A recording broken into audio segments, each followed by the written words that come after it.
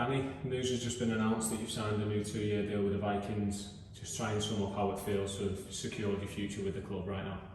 Yeah, obviously I'm over the moon to have signed for another 2 years. I'm going into my 12th year now, and it's the first time in a long time that I've actually been off contract before I've renewed. So to have it sorted and out the way, it's obviously pleasing, and I'm looking forward to the next 2 years. You're obviously a product of the club's academy, and apart from a couple of loan spells, you've spent your whole career with the club.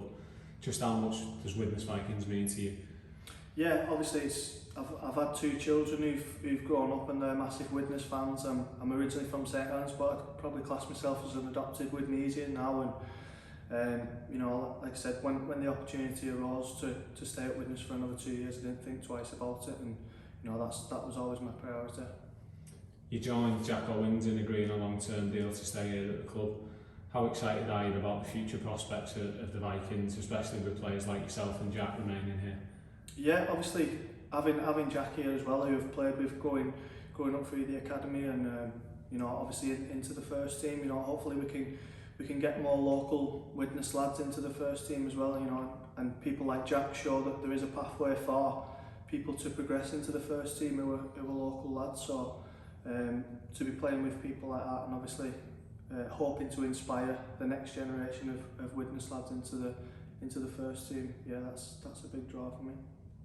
As well as securing a new deal, you've been granted a testimonial which will run into 2022. How proud of a moment is that in your career today?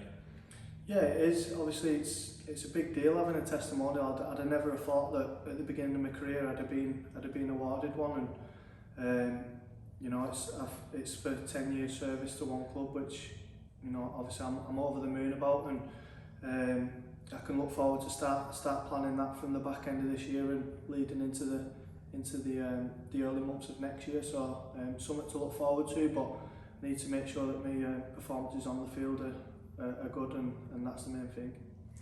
On top of that, you've secured an off-field role with the club to go alongside the playing duties. How important is it that you got yourself sorted with some plans for beyond your playing career?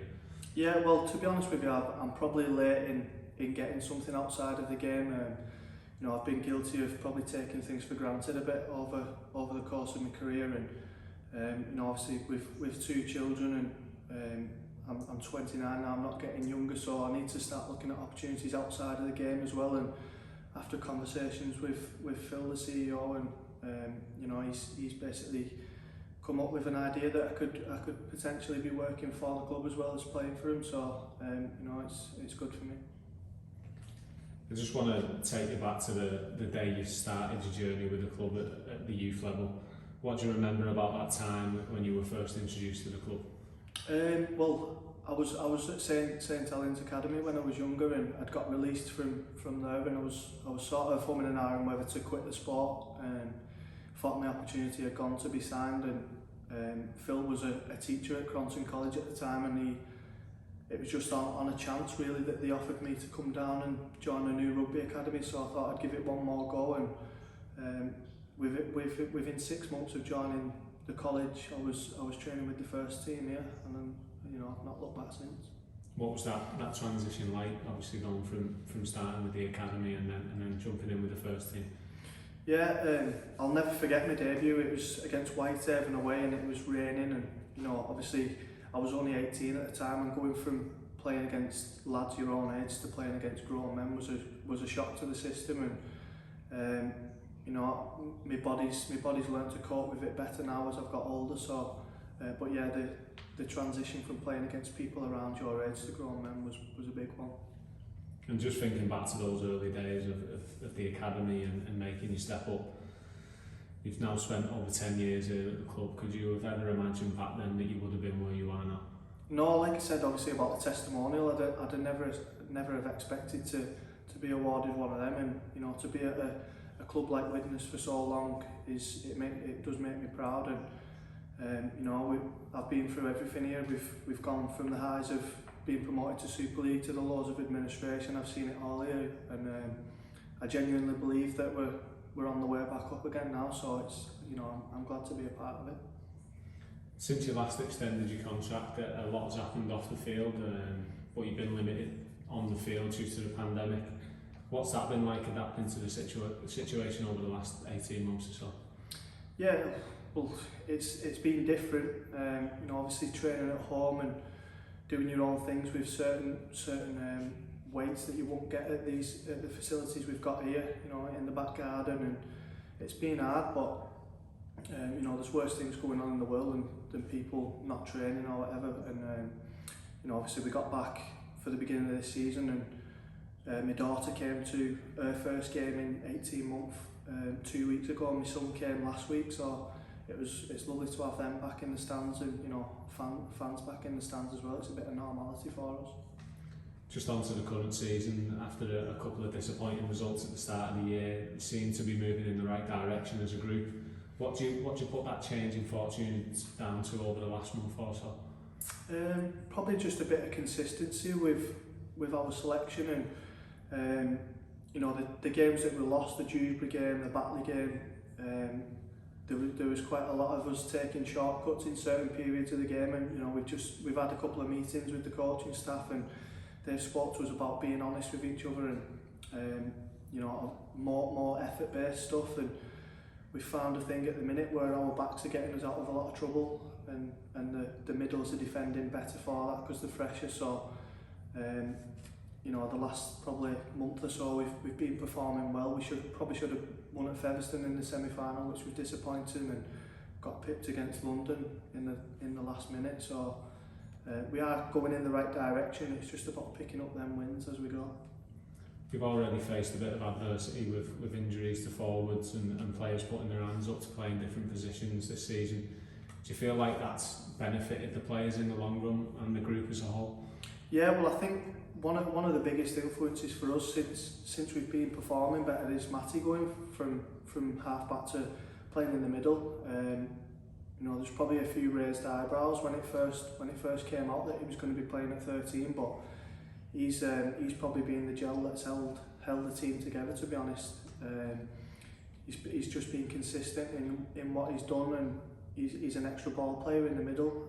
So I think there's no coincidence that since Matty's gone into the middle playing there with his experience that we've been going better as a team. And with that movement of Matty into the middle, you've obviously been linking up with your Lions in the halves, and obviously the second row is on your edge. Are you happy with how the attack's starting to look now with a bit more structure in place? Yeah, I think we're attacking a lot better. Probably the last month or so. Other than the Featherstone game, we probably blew 3 or 4 chances to at least draw level in that one, which was disappointing. But you know, we've scored 40 points against Whitehaven. We scored quite a lot against Oldham. I can't remember how many, but you know, we're scoring quite a lot of tries, and you know, we've got some real strike players on the edges, which is they're obviously getting the ball in their hands quicker, and you know, they're showing what they're capable of. And you mentioned the performance against Featherstone, and obviously London picking us at the end, and it's shown what we're capable of against some of the top teams in the division. But how pleasing was it to get over the line against Sheffield on Sunday? Well, yeah, I think the Sheffield game was probably downplayed. It was a real must-win game for us, that one, especially for the confidence of going to Bradford and Halifax away in consecutive weeks. They're both big games, and probably nobody outside of the club expects us to win both of them games. So to get the 2 points against Sheffield, you know, we owed them one from obviously beating us at Wembley, and to get the 2 points there and take them into 2 away games, tough away games as well, is obviously pleasing. You touched on that tough test. Now we obviously head to Bradford and then follow it up with a trip to Halifax. How important is this run of games now if we're going to continue to climb that table? Yeah, well, I think we're up to 7th now, so we're starting to look at the teams above us instead of the ones below us now. So obviously both of them are above us at the minute, so if we can beat both of them, then we're right in there in the mix. So that's motivation enough for us to go out there over the next couple of weeks and want to put performances in. And just on a final note, you touched on them earlier, but the fans throughout your time at the club, what have they been like for you, and obviously for the last couple of weeks when they've been returning to home and away games after so long out? Yeah, like I said, when we started playing with no fans in, you can quote it up as much as you want. The games just wasn't the same without fans in, You know, to have them back over the last however many weeks has been great for us, and it's like I said, it's probably no coincidence that since they've come back as well, that you know the lads seem to have had a bit of a boost, and they want to push that extra bit harder, you know, with the fans behind us.